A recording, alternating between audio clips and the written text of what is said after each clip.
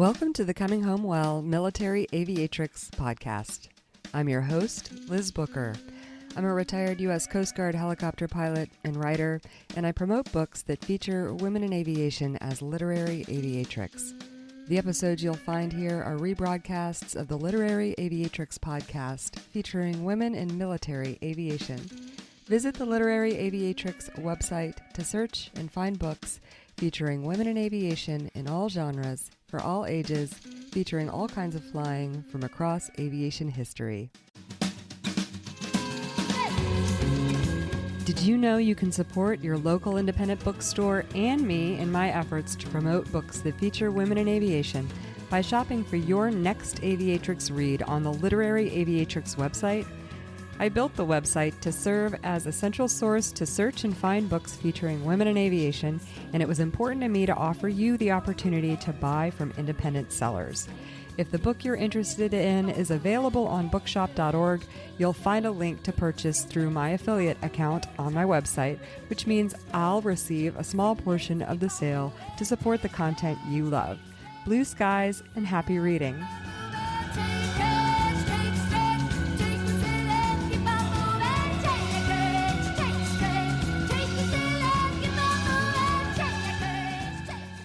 Hello and welcome. I'm Liz Booker, Literary Aviatrix, with another installment of my Leadership and Development interview series with the author of two books that feature women in aviation.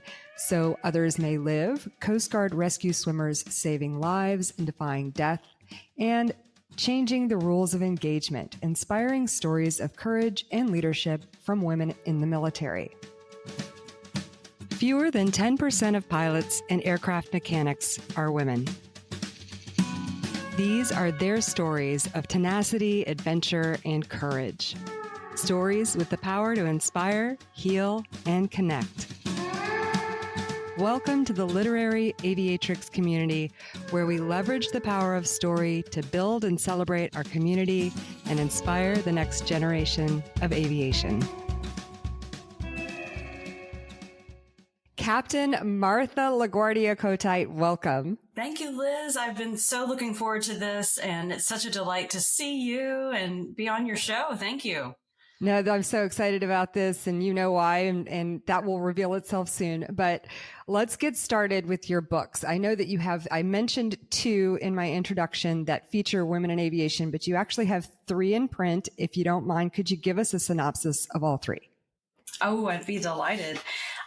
My first book that I wrote is called So Others May Live, Coast Guard Rescue Swimmers Saving Lives, Defying Death. And it's this collection of legendary, extraordinary heroes and a team of people that work together in a helicopter to do these crazy rescues. And they're legit because they helped me pick out which stories should be in the book, the people that do this business. My second book, which was inspired by a speaking event from the first book, is called Changing the Rules of Engagement, Inspiring Stories of Courage and Leadership from Women in the Military. It's all services in the United States. It's about trailblazing women that served in the Marine Corps, the Navy, the Coast Guard, the Air Force. Who am I forgetting? The Army, all ranks, all services, showcasing these amazing women who created a culture of empowerment and paved the way for the rest of us. And on the cover of that book is now a retired Colonel Nichole Malachowski, who was our first female Thunderbird demonstration pilot. Yep. Yes, and I loved talking with her. She was an amazing person to get some lessons from, and every woman in that book inspired me as well. That's and awesome. Then my third book was inspired by an event, the retirement ceremony of the rescue swimmer featured in Chapter 3, Jeff Tunks, who's a legend, said, "Martha, come to my retirement." And of course, I shared his story at the retirement. It was such an honor. And then at the end of the retirement ceremony, as most services do, there's a presentation of the United States flag. And those words are read from the most junior person in a lineup of people in formal dress, with a flag starting at the junior person, a hand salute, and flag is passed along the line to the retiree. And the words of which are the front end of my book. The book is called My Name is Old Glory, are in this book. And it's a tribute to the power and passion of our flag and what it means to us, to people who serve.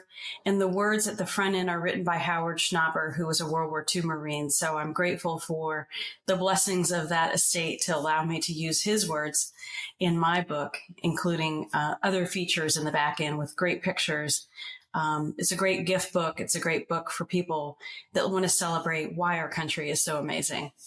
Oh my gosh. All of these books are so incredible. And we're so lucky to have you to be the one to write them and publish them.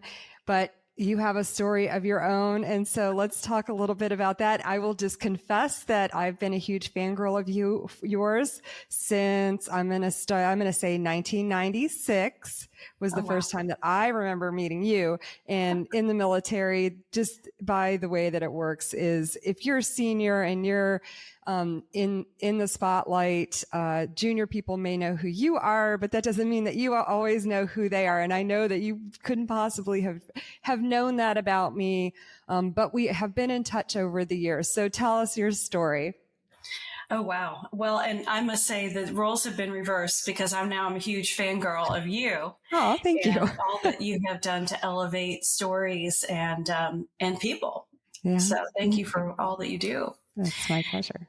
My story, I'll try to keep it short and sweet, I guess, is I joined the Coast Guard and was honored to do so from growing up in a small fishing village known as the world's luckiest fishing village. Ready for the name of it? Yes. Destin, Florida. So Destin, Florida is where we have a Coast Guard station. And I always say, and I cherish the moment that I got to meet the heart of the Coast Guard at Station Destin. Aww. And seeing the people there and how they work together, it felt so great and felt so different from the other services. And I just wanted to be a part of it, to be a part of the missions, saving lives, protecting the environment. And of course, our service has grown and many more missions have followed in the days that have passed since I accepted my appointment at Station Destin to go to the Coast Guard Academy in New London, Connecticut.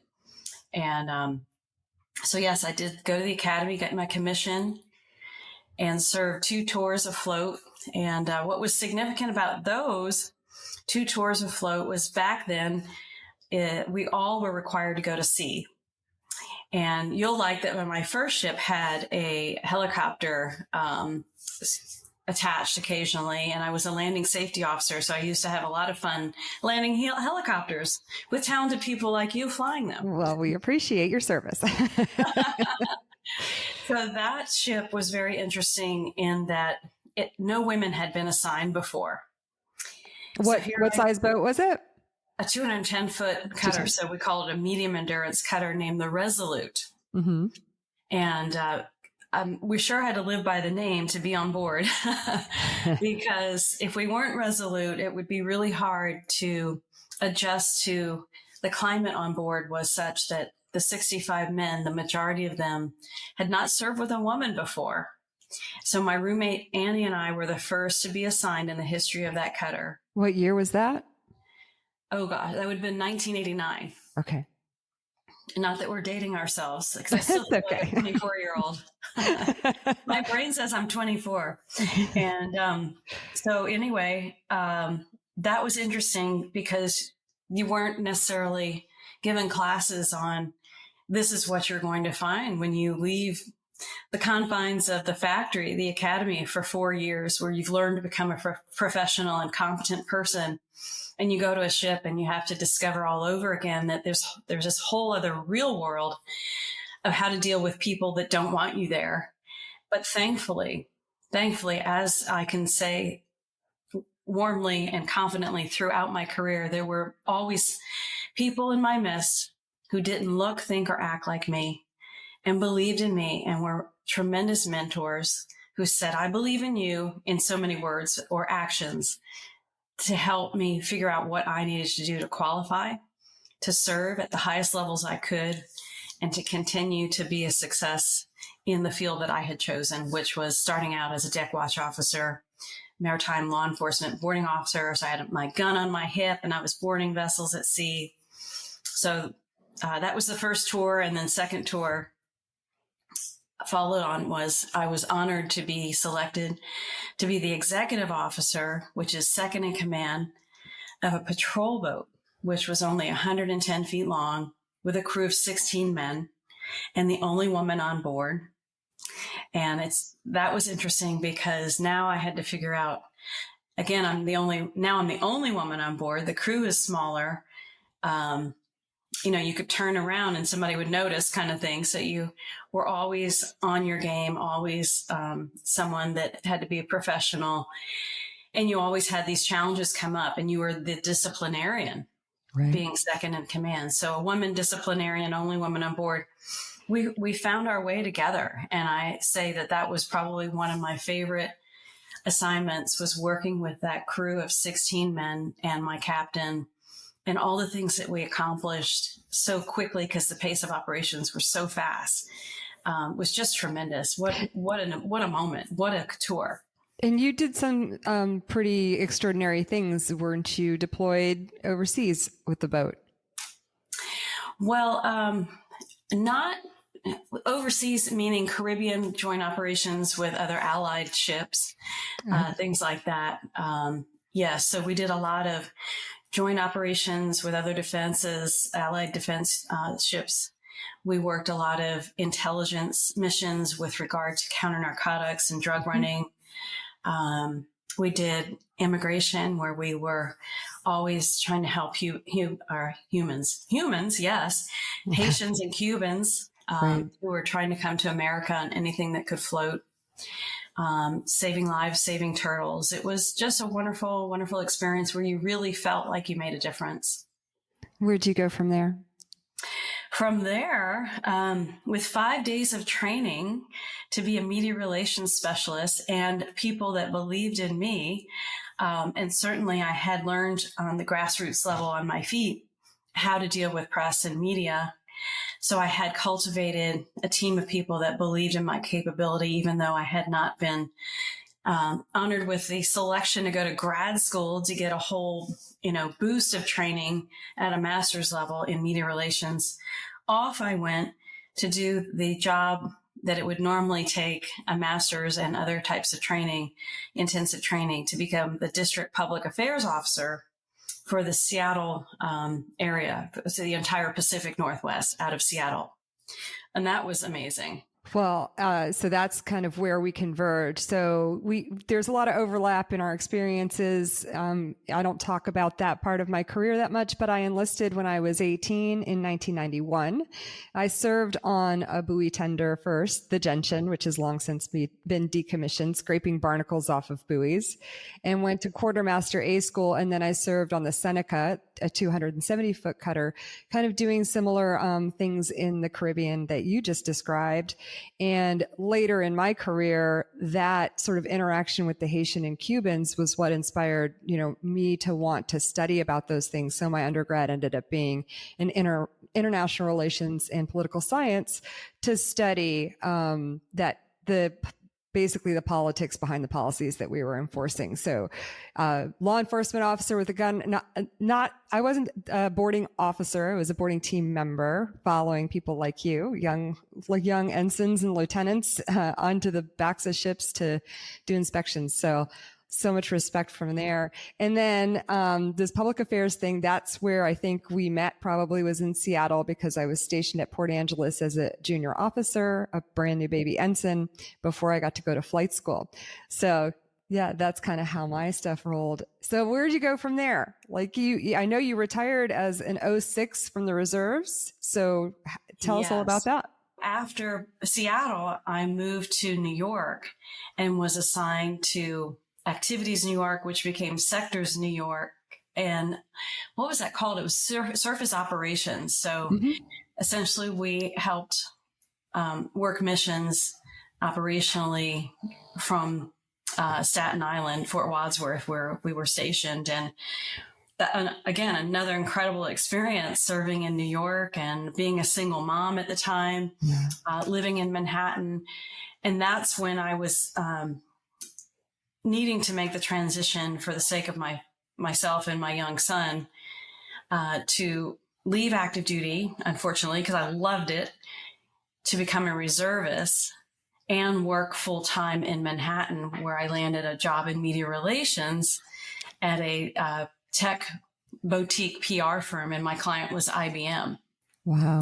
So while it was boutique, it was pretty demanding, pretty high level, working for IBM. Yeah. And then I know you had a job that I coveted and that I applied for and went through a couple of rounds for interviews, but you were the commandant's speechwriter.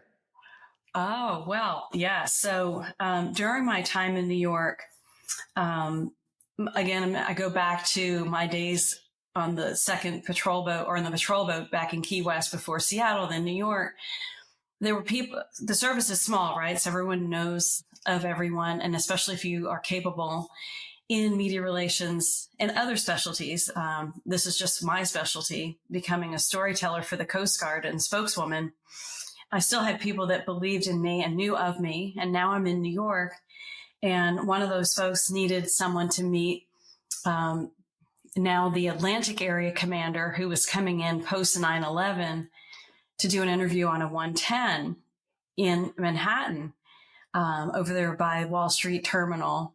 And so this was before TSA set up all those barriers. So I was like, okay, I'll meet the Admiral. And this Admiral was named Admiral Thad Allen. So I figured out a way.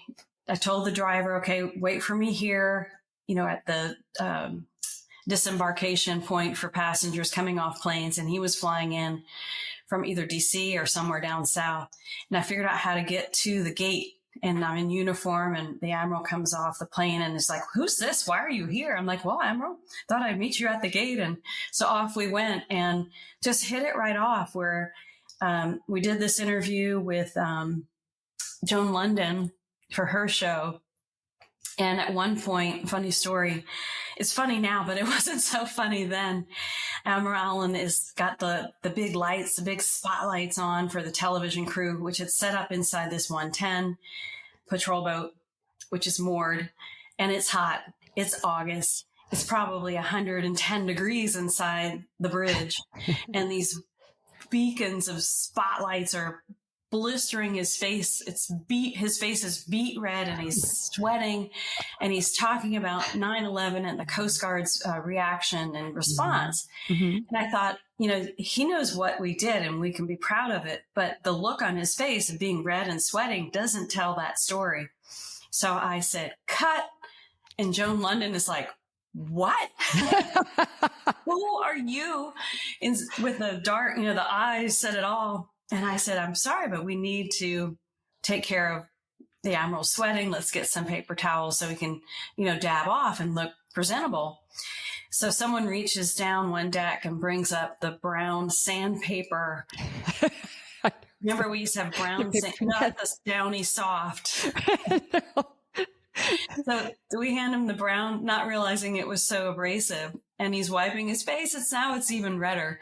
So of course I was like mortified, but the interview went on, everything went well. And I guess he appreciated all of that and my skills, and said, if ever you want a job in DC, let me know. So of course I said, well, I would love to work in DC. And when 1 or 2 years later, when he became the commandant of the Coast Guard, he needed a press secretary on his staff. So it was quite incredible to be pulled on active duty being a reservist, because no one had ever, to my knowledge, been on a commandant's staff as an activated reservist. Yeah. To serve in that position with so you were press secretary. Press secretary. Oh, I had that wrong. Okay. Yeah. And the bookends were the Haitian earthquake. So I was on day 4 in DC, a new environment, a new staff, new job. And the Haitian earthquake just rattles everyone in the world. And we had to respond. Yeah. And then the back end of my assignment was the Deepwater Horizon oil spill. Wow. So it was quite an experience serving with and for Admiral Thad Allen. Well, it just sounds like it's all in very, very much in character for him. I mean, he was a hero for us for what he did after Katrina in New Orleans. He kind of took over rescue and recovery operations there and was an amazing and inspiring leader. And one of the things that he always said was that he wanted dogs that could hunt.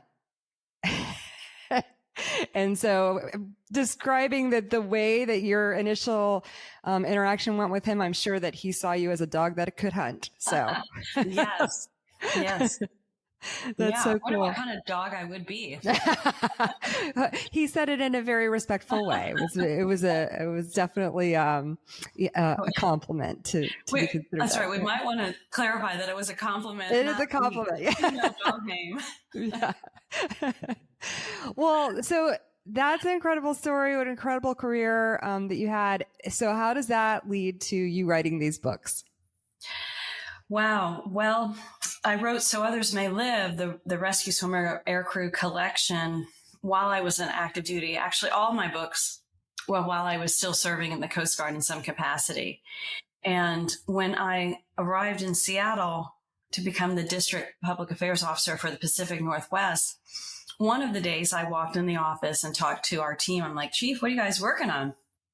And she described how they were working on a reenactment of a cave rescue where a Coast Guard helicopter flew partway into a cave to help pull the rescue swimmer out and the one survivor. I said, hold on, all stop. What? Run that by me again? Yes, a Coast Guard helicopter flew partway into a cave to help get the rescue swimmer out. And that rescue swimmer's name is Tristan Heaton. Tristan Heaton was honored me, blessed me with his story. And he became the first chapter that I wrote, which helped build this book to become what it is. And by having someone like Tristan, who was now out of the Coast Guard because of all the traumas that he had endured being a part of this mission to save lives and to be the calm in chaos, to go into untrained, unknown environments that we had not trained for. We didn't know we'd have to fly partway into a cave. There were so many things that came from that, as you probably are aware of. The program and what our aviators are able to do has evolved over time because of situations that have required them to become more and more and more and do things in so many diverse ways. So Tristan was the start of the book, but I had to have support. I had to have people who believed in me, because these folks are humble heroes. They keep their distinguished flying crosses in shoeboxes under the bed. And for me, an officer, to ask an enlisted person, as well as the aircrew, which are officers and other enlisted, for a moment where they nearly died, why would they want to talk to an officer? Why would they want to talk to a woman? Most of them are men. Right. About a moment where they nearly died. Mm-hmm. And that took people that believed that I could do this in a way that would honor them and be something they are proud of. And because of them, I was able to become their storyteller for a book that they are proud of, and they will sign on page 39 if their name is mentioned, or if they get a whole chapter, they sign at the chapter opening, because they are proud of this collection, which is a tribute to their work. It's incredible. And before you move on to the other ones, I just want to have a couple of things to say about that. So I, like you, so much later, we find treasures in our books sometimes when we pull them back off the shelves. And I found one in my book, So Others May Live, my copy. And I flipped through it, and right here on chapter 4, the first, and we'll talk about the featured rescue swimmer in that chapter in a bit. But I was writing an article about the women who had served as, now we call them aviation survival technicians. And the one that you feature in this book had been long gone, long retired from the Coast Guard by the time I got to this. But I had this little note in my book and it's from when I was in the office at Joint Interagency Task Force South, and it's written on this old-fashioned phone calls. While you were out, you got a phone call from Master Chief Clay Hill, who I was interviewing for that article about the 3 women who were still on active duty. So I just thought that was fun. And speaking of like trying to, I already knew one of the swimmers pretty well, and she trusted me. But I was an 05 at the time, calling enlisted women and asking them to trust me enough to tell their stories. And one of them was a real challenge, but she came around and we ended up being friends. So, the enlisted folks in the Coast Guard just want to be recognized. They're just doing their job and want to be respected for that. And they don't want a lot of glory, no matter how heroic their actions. So that is a fabulous book. And so tell us about the next book, which is Changing the Rules of Engagement. So my second book, called Changing the Rules of Engagement, Inspiring Stories of Courage and Leadership from Women in the Military, all U.S. services, was inspired by a speaking event, a panel discussion for my first book. So writing these books, I'd never dreamed of becoming a speaker. It was just not even a thought. And once my first book came out about the aviation rescues, So Others May Live, I started to get these requests to talk about the book and talk about your career and talk about these amazing people that you've written about. And so when I was in DC at Women in Service for America Memorial in Arlington, if you haven't been there, it's very much worth going to. I was on a panel, and right before the panel was to begin, they said, we're moving down to this other room down the hall. So I gathered my things and started walking down the hall, and I got there before others did, and I had a moment, probably about 5 minutes, to look around the room, which was darkened. They hadn't turned up the lights yet, and there was all this memorabilia. And I was struck by it, and I went over to this podium that had a notebook with about, 3 inches of papers inside. So I opened it up, and obviously it was important because it was in a place of prominence in the room. And I start flipping through, and I'm reading on each page is about 2 inches, single space, a bio of a woman who had died in Iraq or Afghanistan serving her country.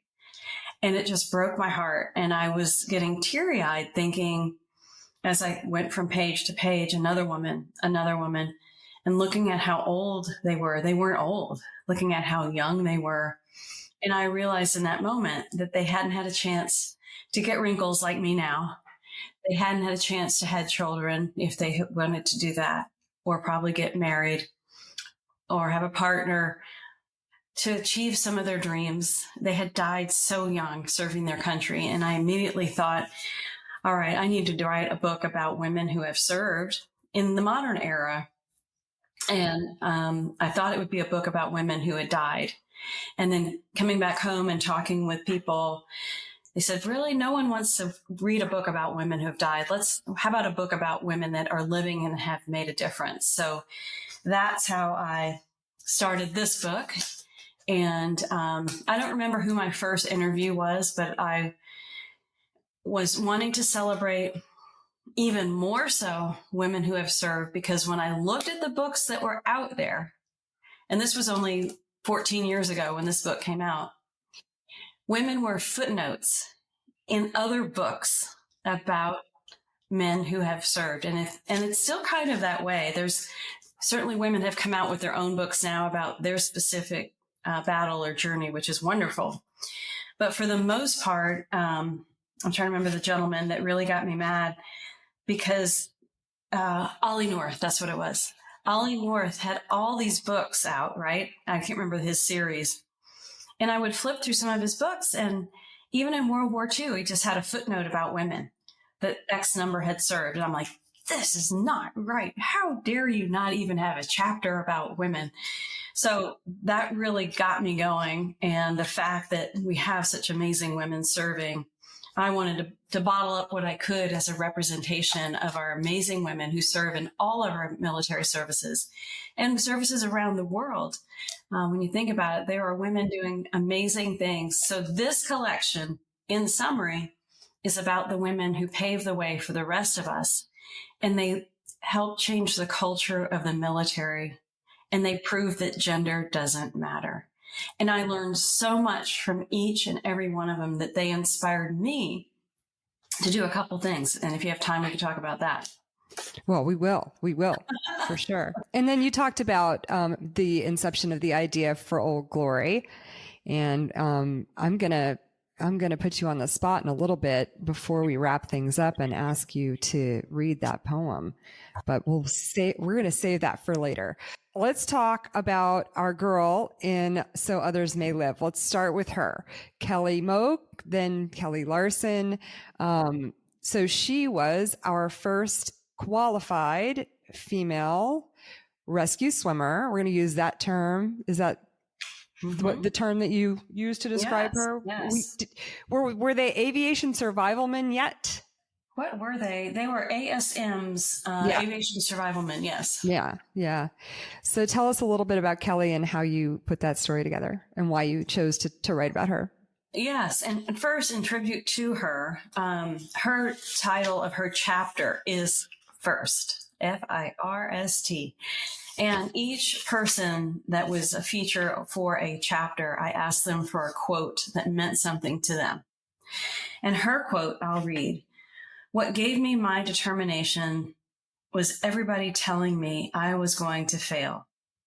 But mostly, I wanted to be a rescue swimmer, the frontline person in a rescue. So I think that really stamps what it is that she wanted and how she managed the battles to become one of, as I understand it, I think only 6 women to have ever become this rate and this specialty in the United States Coast Guard. There's still only 6. Yeah. So, and we're actually right now we don't have the Coast Guard doesn't have any who are actively serving. They've all retired and moved on. One of the things that I think that you mentioned in the book that I always was very proud of, and I'm sure you were too, was being part of an organization that did not limit women in any way. And this rate, this specialty in the Coast Guard is the most physically demanding. Mm-hmm. The requirements just to even get into the training for it are similar to any of the special forces. Mm-hmm. So that whole upper body strength thing, the requirements, you just had to meet the same requirements as the men and get through the training, just like they did. And she was the first one to do it. Yes. Yeah. And kudos to our program for not changing the requirements and making sure people that graduate from this grueling program meet the standards. Yeah. And so I applaud that. And I think now, or I know so now, I don't know if I remember the exact name of the program, for men and women wanting to become rescue swimmers, they're setting them up earlier to partner with people so they have a better idea of what they need to do to qualify.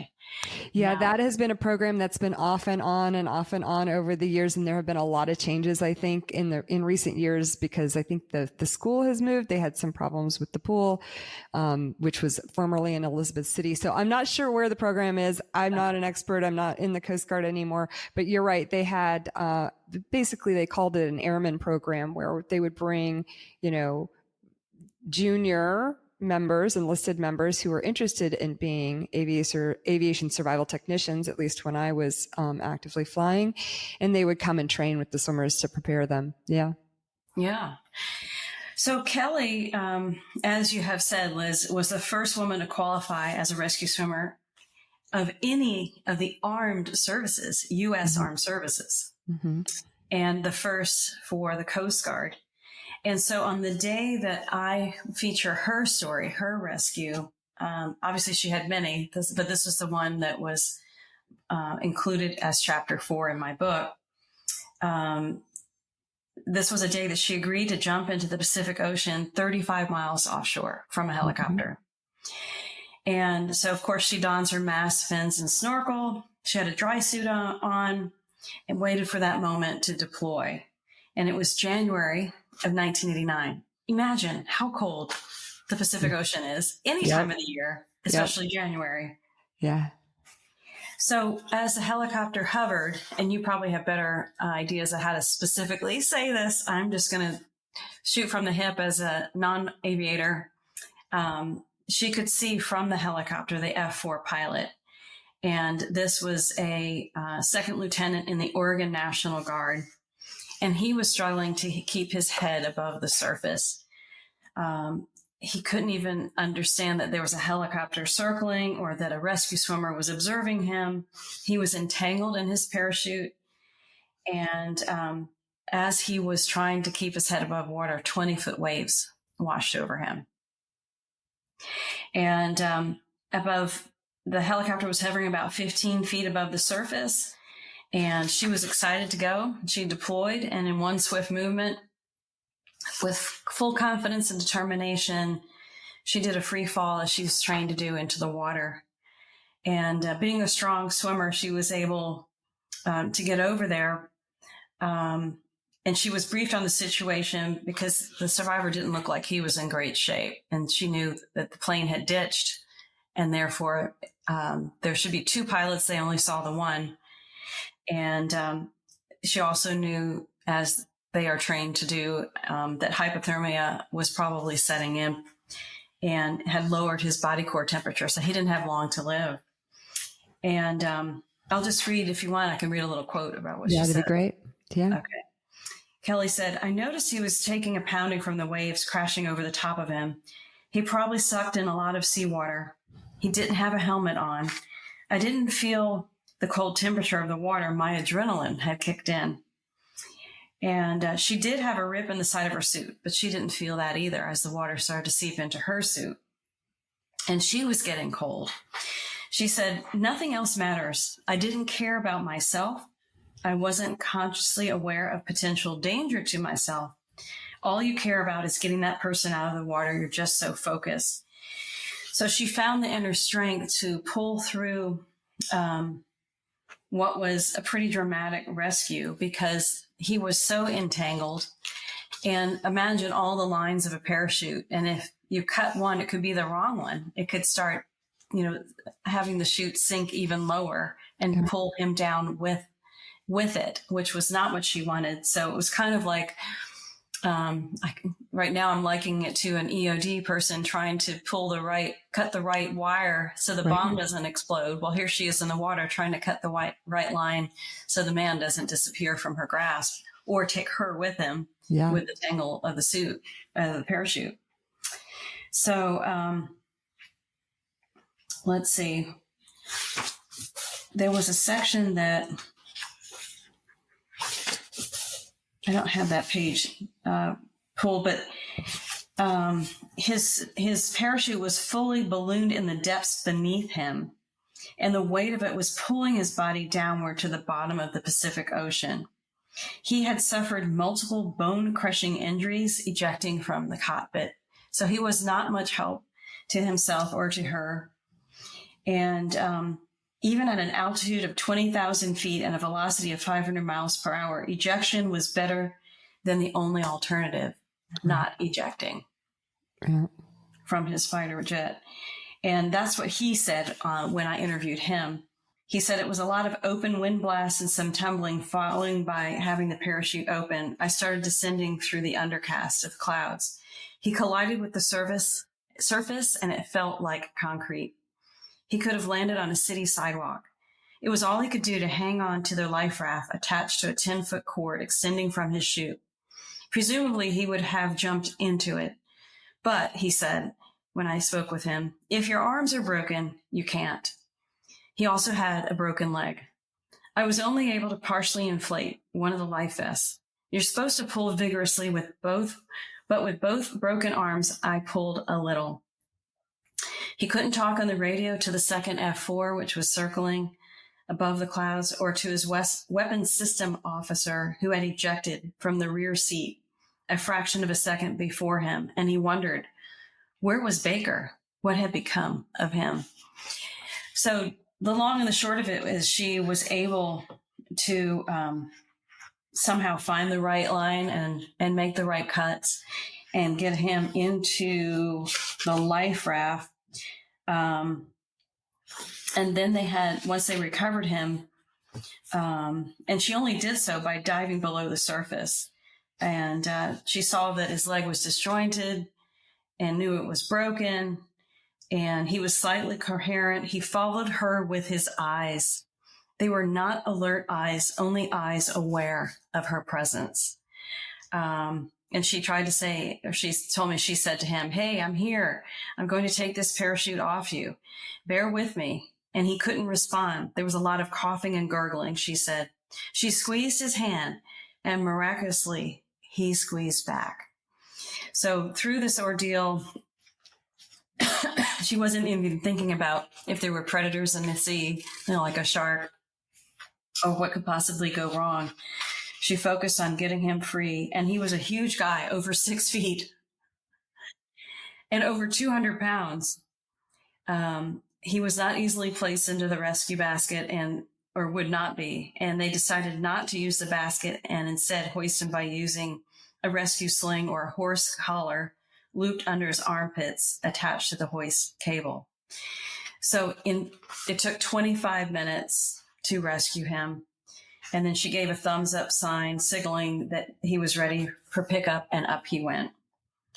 And he was basically severely hypothermic.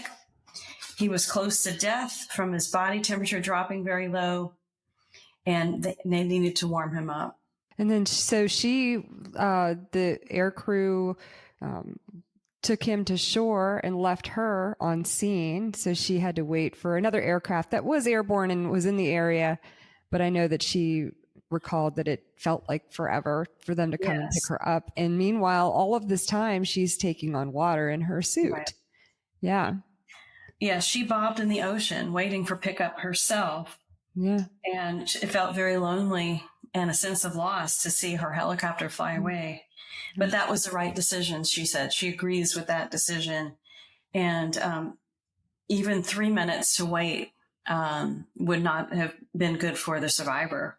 Yeah. And she did start to relax knowing her job was done, and she hoped the pilot would be okay. And she couldn't see the helicopter coming because of the height of the waves. It seemed like it took an hour for them to arrive, she says. And then she started to feel the chill of the ocean because she had a leak in her suit that was letting that cold water in. And then she decided, wondering if there were critters out there. And she said, I wasn't going to look down anymore. She's not looking to see what's around her. But so she got picked up, and she got jarred because of the brunt of a little drop. And sounds like you remember most of this rescue too. What else did you think was significant? No, I mean, you've hit the highlights. Yeah. So this was an incident that very strangely, and you highlight this in the book, very strangely, she received a lot of criticism for this, because she had a tear in her suit and took on water. I don't really understand the criticism that went around for this. She was also obviously held up as a heroine, which, like we've talked about, they want to be thanked, but that's about it. They don't want to be paraded around, as the subject of public affairs events and that kind of thing. And I know that probably rubbed her the wrong way, but miraculously she stuck with the Coast Guard and ended up becoming an officer and a helicopter pilot later, which is amazing. And I never had the pleasure of meeting her or working with her, but her reputation definitely stuck around because I was stationed up there in the Pacific Northwest where she had flown. Yes. And so people knew her, and I never heard an ill word about her as a pilot. And just, I don't understand what the criticism was over the case, because it sounds to me like she did a fabulous job. Yeah.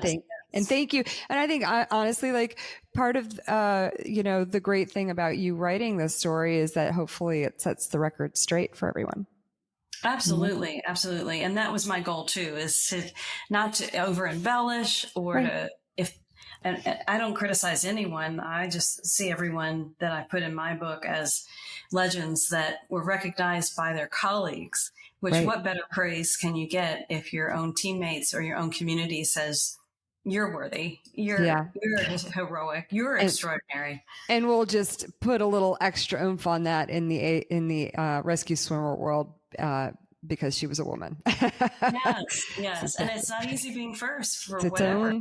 its own special little culture, and all of the respect to them, because I was their taxi driver, and I also did we called it the duck training. So I got in the water when I was an ensign at Port Angeles. I would get in the water to be basically like their victim in a Gumby suit and float around in the Straits of Juan de Fuca, where, as you know, there are many marine mammals.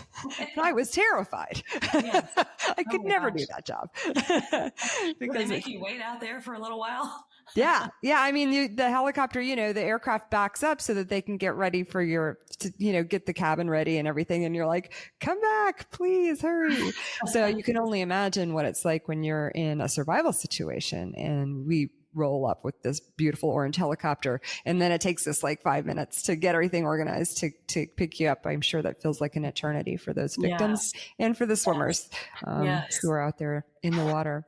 That's a great story, as are the rest of the stories. If anybody is interested in knowing more about Coast Guard operations, that's a really great book to read. And then also my article about the other ASTs who were serving on active duty and in 2014 timeframe, that article is posted on the Literary Aviatrix website in my blog, so you can go back and read that. Great story, and thank you for highlighting my book back then.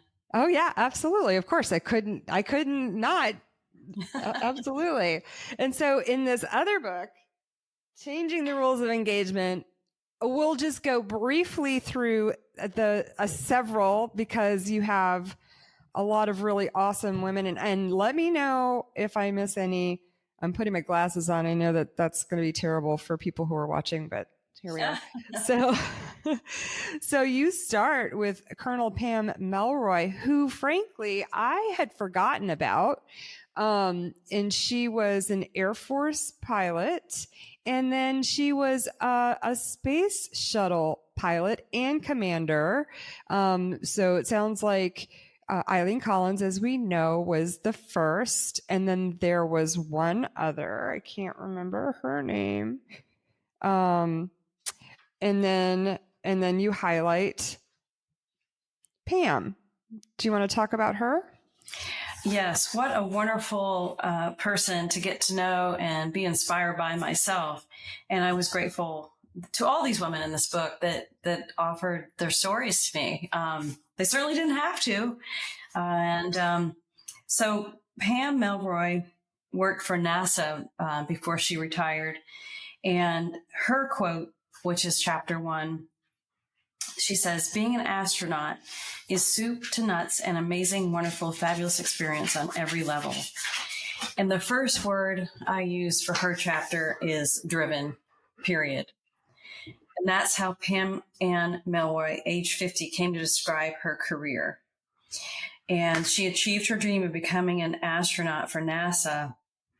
And it took all that time to get to that point, her dream come true, for her to really understand that she was driven. She didn't think about that much on her way to her dream, her bigger dream. And she said, it takes a long time to understand who you are relative to other people.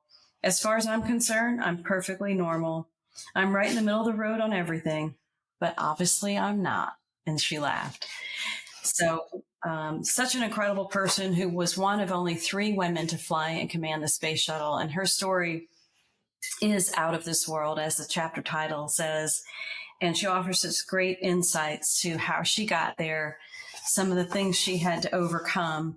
And she was often the first along the way, flying different kinds of jets to finally get to the place where she became an astronaut.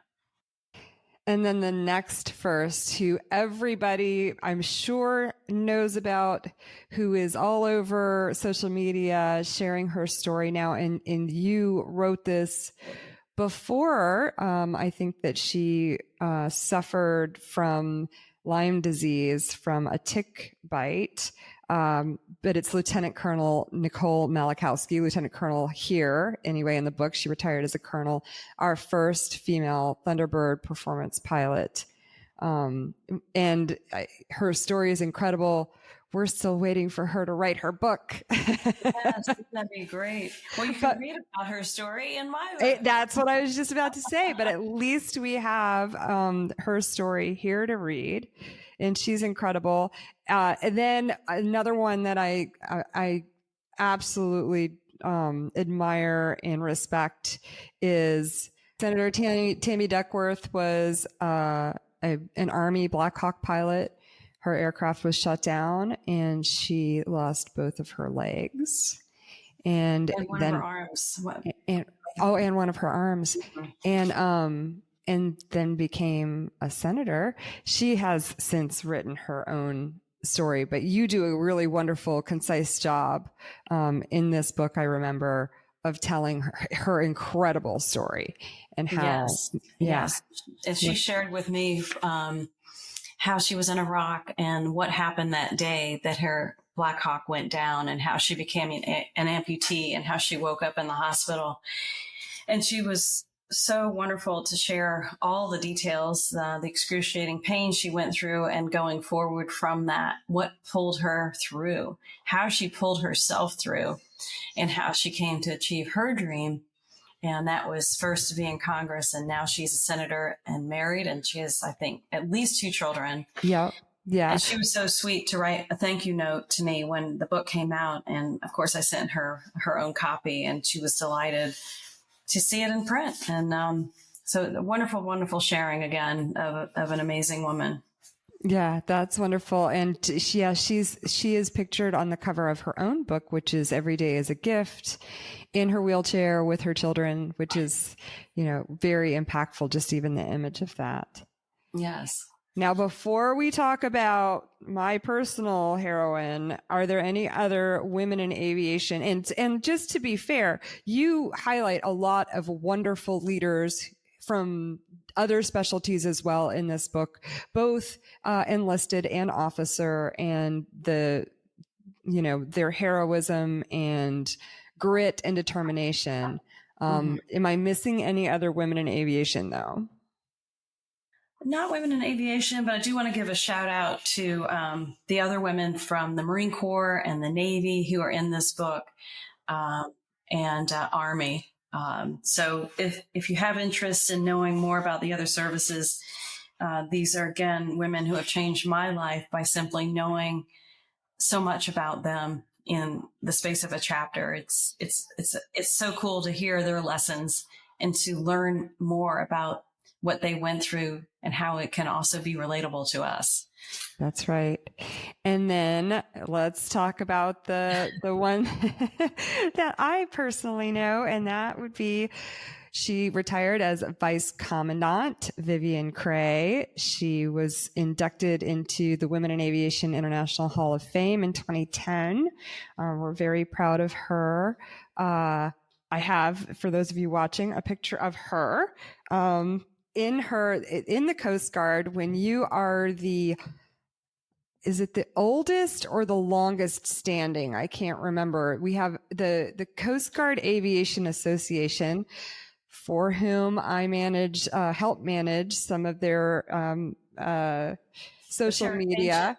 Ancient Order of Pterodactyls? Yeah, so it is the Ancient Order of the Pterodactyl was the name of it for a very long time. It is the Coast Guard Aviation Association now, and I help with their Instagram. But so Admiral Crea in this picture is in her garb. So the oldest active duty officer and enlisted get to be the ancient albatross. Yes. Yes. It's different for I think it's different for the enlisted folks. So she's in her ancient albatross garb, which is an old fashioned flying cap, leather flying cap, and a fur lined leather jacket. She's got like this big fur collar on it. And she was adorable because she stuck an earring, a C-130 earring in the side of the cap. And that's what she wore when she was out and about representing. And yeah, and it's to me because I was the detailer at the time when she was the vice commandant, and she said, "Liz, take good care of our aviators. Vivien Crea, Ancient Albatross, AA number 21." Oh, how special. I love her picture there too. She looks great. Yeah, she does. Of course she does. Well, tell me about what you know about her. Oh, wow. There's just so much to be said. I'll just start with the title of her chapter in my book is Her Wings Broke the Glass Ceiling. And this quote I pulled from her is, "From the beginning, I couldn't accept no for an answer." And that says a lot. Think about that. Yeah. Couldn't accept no for an answer. And that's how she petitioned and found support for and maneuvered and helped negotiate and motivate opening the aviation community in the United States Coast Guard for women to also fly planes, because there was no legitimate reason why women couldn't fly planes. At the time, we weren't allowed to be at sea on ships or fly planes.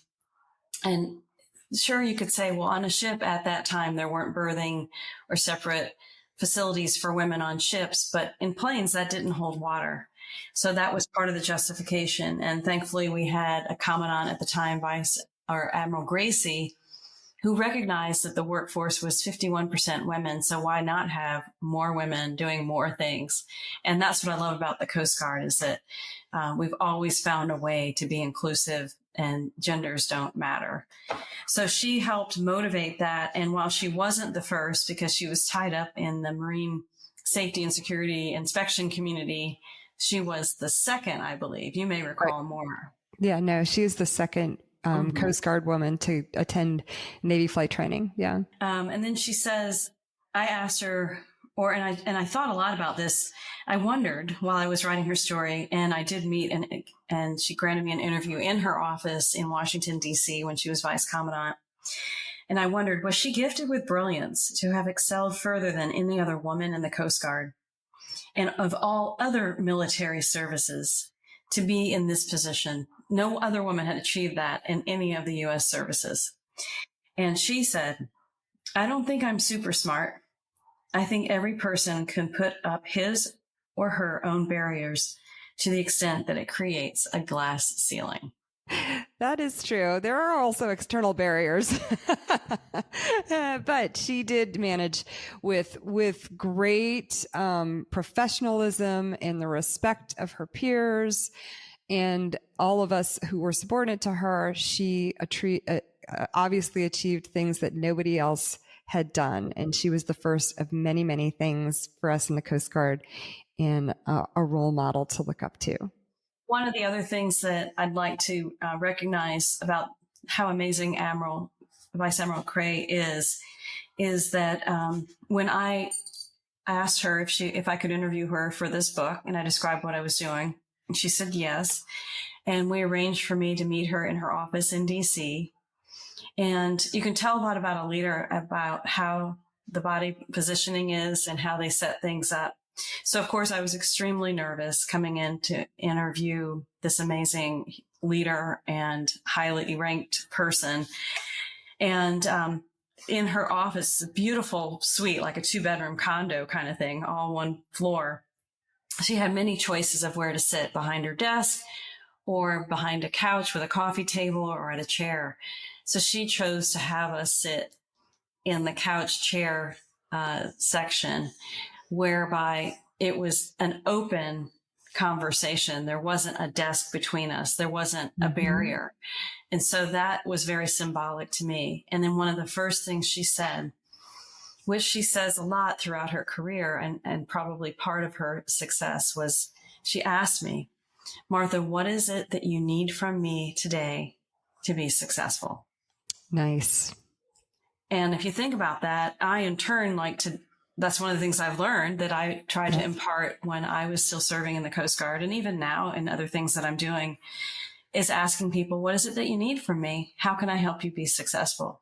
So you're not wasting time. You're going right to the bottom line of what does this person need to achieve their goal, their dream. And in my case now, I talk about achieving your bigger dream by being bold, by being first and being yourself. And I can break that down with stories like the ones that we've been talking about on how to be bold, how to be first, how to be yourself. And then it creates a culture of empowerment. And with empowerment, you can live and realize your bigger dream. Let's not settle for dream. Let's go for bigger dream. Yeah. Oh my gosh. So it's going to be hard to wrap things up with you because I have so many questions and so many things I would really love to talk about. So let's just try and be brief about these just so that I can get them out. So how did you publish these books? I traditionally published. Okay. I went to traditional publishers. I found houses that would take a military story or collection and an author like me with my first book was no agent. My second book was an agent. And my third book was back with my original publishing house.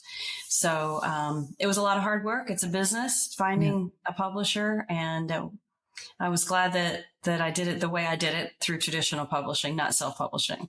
Okay.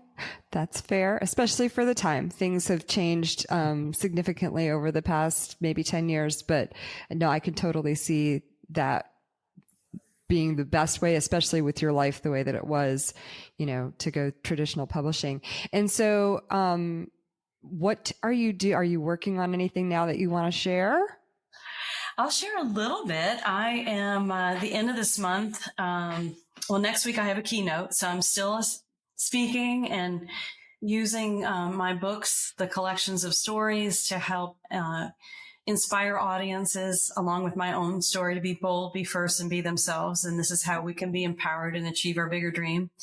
And then at the end of the month, I'll head to New York, where I'm going to Thriller Fest, where I'm pitching my first novel.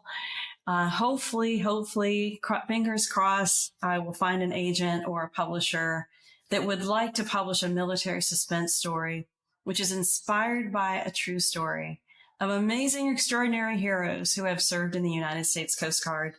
And because I wrote it as a novel, I could add in some romance, some other drama, and it's a fast-paced cinematic read, I'm told. Well, I can't wait for that and to have that interview with you when that comes out. And so you mentioned that you are a keynote speaker, but you also have a little side gig that I find fascinating. Tell us briefly about that. Yes, my hobby. In fact, I just got back from Scotland, Ireland, France, and a little bit of Spain and Portugal. Jealous.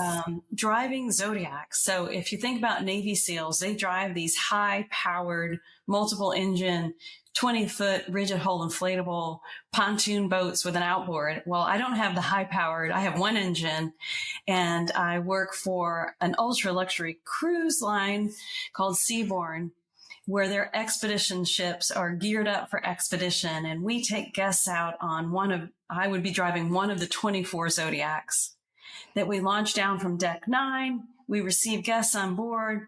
We take off to go to islands and bird rookeries and icebergs and glaciers. And I've been able to do this around the world and give lectures on board, conversations on board. So it's the combination of all my passions: travel, storytelling, being in the water and nature, and my soul is filled by the magnificence of this world that I hope we can do more to preserve and protect. Unbelievable. And the irony of the Coast Guard, retired Coast Guard captain, who is now the small boat coxswain. Yes. Which would be coxswain. And one of the funny things about that was when my first contract was in Alaska. And so you introduce yourself when the new guests come on board. And I always say I'm Captain Martha LaGuardia-Kotite, retired United States Coast Guard after serving so many years. And then everybody wants to be on your Zodiac, right? Because they've probably never had a Zodiac before. So they all line up. I want to be with Captain Martha. And then a couple of times they'll get on board. And it was my first contract, right? My first couple of days doing this. And one of the gals says, so Martha, how long have you been doing this? Because we're going to approach a glacier. I'm like, this is my first day. And they're like, can we go back to the ship? No one ever asked to be back to the ship. And I've brought everyone back to the ship safely. Good job. We've had a great job, a great time. It sounds like a dream job. It's incredible and inspiring in its own way. So I love that you figured that out. Well, before we wrap up, do you think we could have time to read the Old Glory story, the poem that we do at the end of our ceremonies? I didn't do one myself. I wanted to keep mine kind of low key, but I do get teary every time I witness. I was going to say, you're going to have me get tearied on you. The flag getting passed at a retirement. So let's hear it. So My Name is Old Glory is by Howard Schnaber. This is the poem at the front end of my book. I am the flag of the United States of America. My name is Old Glory. I fly atop the world's tallest buildings. I stand watch in America's halls of justice. I fly majestically over great institutes of learning. I stand guard with the greatest military power in the world. Look up and see me. I stand for peace, honor, truth, and justice. I stand for freedom. I am confident. I am arrogant. I am proud. When I am flown with my fellow banners, my head is a little higher, my colors a little truer. I bow to no one. I am recognized all over the world. I am worshiped. I am saluted. I am respected. I am revered. I am loved and I am feared. I have fought every battle of every war for more than 200 years. Gettysburg, Shiloh, San Juan Hill, the trenches of France, Rome, the beaches of Normandy, the deserts of Africa, and more. In a score of places long forgotten by all but those who were with me. I was there. I led my soldiers. I followed them. I watched over them. They loved me. I was on a small hill in Iwo Jima. I was dirty, battle worn, and tired. But my soldiers cheered me, and I was proud. I have been soiled, burned, torn, trampled on the streets of countries I have helped set free. It does not hurt, for I am invincible. I have been soiled, burned, torn, and trampled on the streets of my country. And when it is by those with whom I have served in battle, it hurts. I know, me too. But I shall overcome, for I am strong. I have slipped the bonds of earth, and I stand watch over the uncharted new frontiers of space from my vantage point on the moon. I have been a silent witness to all of America's finest hours, but my finest hour comes when I am torn into strips to be used for bandages for my wounded comrades on the field of battle. When I fly at half-mast to honor my soldiers, and when I lie in the trembling arms of a grieving mother at the graveside of her fallen son, I am proud. My name is Old Glory. Dear God, long may I wave. Woo-wee. Woo-wee. Yeah. Yeah. Now you couple that with the emotions of a retirement ceremony where you're honoring somebody who has served, and then you have like you described, the flag being passed from that person's beginning rank in the service all the way up to there's a person standing in for each rank, Yes. all the way up to their retirement rank. It's just a very emotional experience. And they're wearing white gloves and they're doing a hand salute as the folded flag is passed from one to the other with an about face, hand salute, about face, hand salute. It's just, it was a tearjerker. And I thought, I've got to bottle this up into a book to illustrate the power and passion of our flag. If we take a moment to reflect on it and appreciate, God bless America. Yeah, that's wonderful. Well, Martha, thank you so much for everything that you shared today and for all of the books that you've written so far. And we can't wait for the ones that come in the future. Thank you, Liz. It's been tremendous to be here, and I'm grateful for every minute. Thank you again, and thanks to all that you do for others. Thanks so much for listening. You can find Martha at her website, marthakotite.com, and on Instagram at mkotite. I'd like to thank Michael Wilds of Massif & Crew for his help in producing this interview and his support of all things literary aviatrix, blue skies, and happy reading.